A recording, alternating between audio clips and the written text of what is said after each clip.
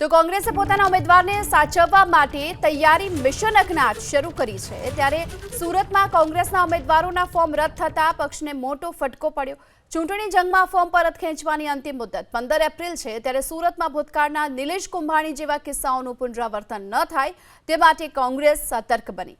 પક્ષે પોતાના અંદાજે 65 મજબૂત ઉમેદવારોની એક વફાદારી જાળવી રાખવા મિશન અજ્ઞાત હેઠળ તેમને સુરક્ષિત અને ગુપ્ત સ્થળોએ ખસેડી દીધા। 15 એપ્રિલ બાદ સ્પષ્ટ થશે કે ફાઇનલ मैदाનમાં કેટલા ઉમેદવારો વચ્ચે ખરાખરીનો જંગ જામશે। વધુ વિગતો મેળવીએ સંવાદદાતા ધનરાજ બાગલેપ આપણી સાથે જોડાયા છે। ધનરાજ, સુરતમાંથી કોંગ્રેસના કુલ કેટલા જે ઉમેદવારો છે તેમને અજ્ઞાત સ્થળે રાખવામાં આવ્યા છે? जी बिल्कुल 40 થી વધુ જે ઉમેદવારો છે તેને અજ્ઞાત સ્થળે લઈ જવામાં આવ્યા છે। સુરત શહેર પ્રમુખ વિપુલ ઉધનાવાળા આપણી સાથે મોજૂદ છે, તેમની સાથે વાતચીત કરીશું।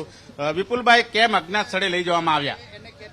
બધા સુરત શહેરની અંદર જ છે। સુરતની અંદર જ અમે અમારા સાથીઓ અને અમારા ઉમેદવારોને સાથે રાખ્યા છે અને તેઓ પ્રચાર પણ કરી રહ્યા છે।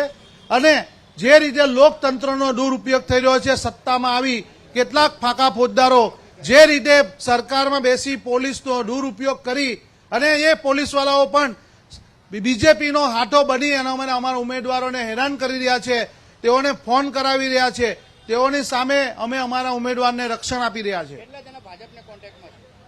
કોઈ ભાજપના કોન્ટેક્ટમાં નથી, પ્યોર અમારા કોંગ્રેસ પાર્ટીના ફાઇટર છે અને આ લડાઈ એ લોકતંત્રની લડાઈ છે।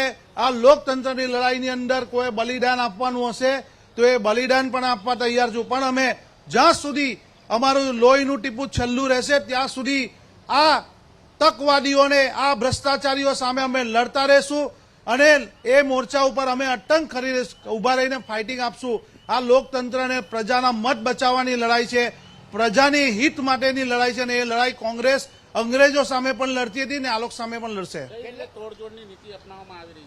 એ રાજનીતિની અંદર બહુમતી આવ્યા પછી તમારી પાસે મશીનરી હોય એનો મતલબ એવો નથી તમે લોકોનો મત ખરીદે, લોકોને દબાવો, લોકોને ડરાવો પોલીસના દંડાથી, પોલીસની બંદૂકથી। એ શક્ય નથી।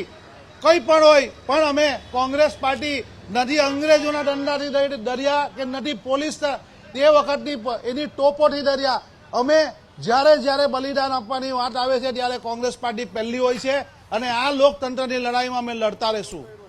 કેમ ડર લાગી રહ્યો છે કોંગ્રેસને? કોઈ ડર નથી, કોઈ ડર નથી, પણ એક લડવાની સિસ્ટમ છે, એક પોલિસી છે, એ પ્રમાણે અમે અમારી રણનીતિ પ્રમાણે કામ કરી રહ્યા છે।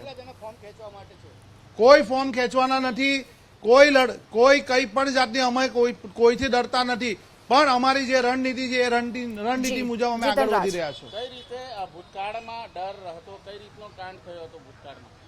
જે રીતે તેઓએ લોકતંત્રને લજવું છે। જી ધનરાજ, આભાર આપનો આ સમગ્ર માહિતી માટે।